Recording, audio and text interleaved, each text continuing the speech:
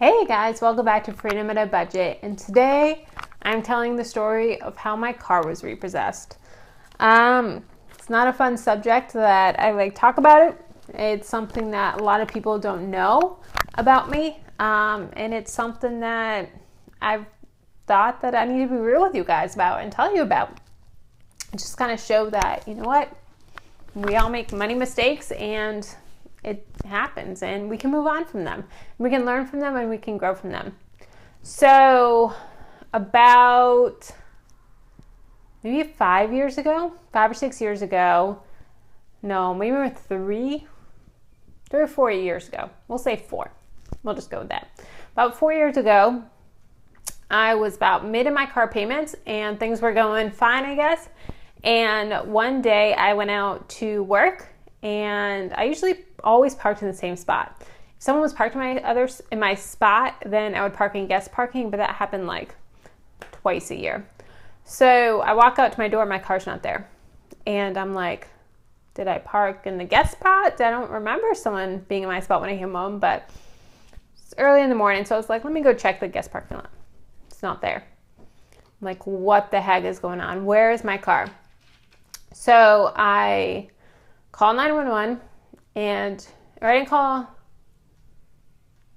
I don't remember if I called 911. I think I called local police department first, or called my local police department, and I said, my car's not here.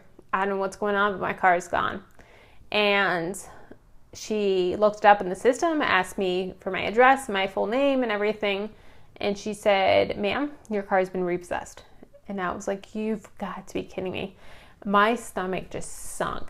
And I was at the point, I was almost thinking, I would have rather been stolen, because that would have been easier for them to track down. It would have been easier for me money-wise. Like, if they couldn't find it, insurance, like, it was repossessed. Are you kidding me? So, went into work, instantly the tears were just falling down. Called Nissan, started working on that. It had already obviously gone to the tow company.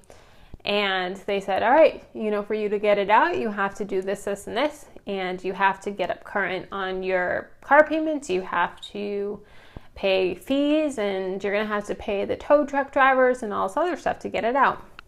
And I was like, all right. So I called my work, let them know I was going to be late. I didn't tell them what was going on. I just said, I'm going to be late. And I just remember sitting there at my dining room table so mad at myself because I had the money in my account. It was there. Like, I was tight on bills at that point, but I had the money sitting there, and it was more just me not being on top of my bills, not having a budget, not knowing exactly where every dollar went, and just kind of paying some here, paying some there. And I remember sometimes I was months ahead because I put extra money towards it thinking I would be good. But then I wouldn't keep track of where I was at the payment. Was I ahead? Was I behind? Where was I right where I was supposed to be? And so I just remember kicking myself so hard when I was sitting there at the table, just thinking, I can't believe I let this happen. How embarrassing is this? How disgraceful is this? How immature is this? Just all these emotions just kept on coming in. And so I was like, you know what? I don't have a choice. I'm going to have to get it out. So I spent a lot of time on the phone with them, getting all the paperwork mixed up, sending them money. I think at that point, I went into work a little bit late. I called a coworker that lived close by because I used to go in super, super early. So I went in like when normal people would go in at 9 a.m. And she came and picked me up. I didn't tell her what happened. And then I got to work and I was just fighting back tears all day long. And one of my coworkers was like, Kelly, what's going on? You need to talk to me.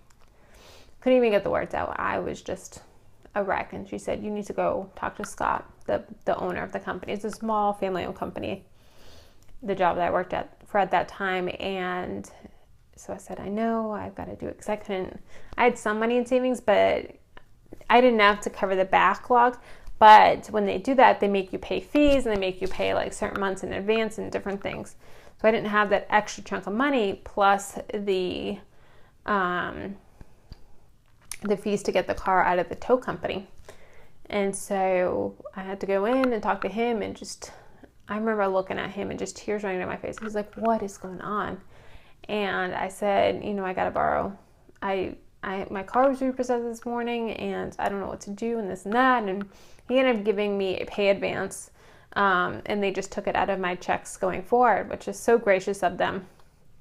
But I was just mortified that I had to do that and thinking he's going to look down on me and I'm not responsible and I was a manager and how could a manager let that happen to her money? And I was just distraught. So we got the money. I ended up getting it the next day when she went to the bank, and she just cut me a check that I could deposit right away. And then we show up to the tow company and ready to get my car out, and then they say, oh, it's cash only. And I'm like, well, I talked to you so many times. Oh, before I couldn't get them on the phone. I called and I called and I called and I called and I could not get them on the phone for the life of me. And I think it went to his personal cell phone, and he works late because he's picking up cars in the middle of the night, and he didn't answer his phone until 3 or 4 in the afternoon. And I was like, oh my gosh. So then I had to stay there for 24 to 48 hours. And so then finally when we went to go pick it up and he said it was going to be $200, then I went there with a check and he said, no, we're cash only. So then I had to go find a bank and this and that. And it was just a nightmare. So then when I got the car, then it had all the scratches and whatnot on, which I tried to fight, but I signed paperwork and I walked in the door, which I thought it was to pick up my car, but it was saying that no damage was done to the car. So that's the story of how my car was repossessed. And I just look back and try to learn from it. I try to remember that's where I was, but that's not where I am. That's certainly not where I'm going. And so, each lesson like that, you gotta take it, you gotta learn from it and grow from it. So that is my car repossession story. Please let me know if you like these kind of stories or what type of other vlogs you like to see. I love to hear what you like, and I'm open to suggestions. So please, if you have any questions or comments or anything, leave them in the comments below. And thank you so much for watching.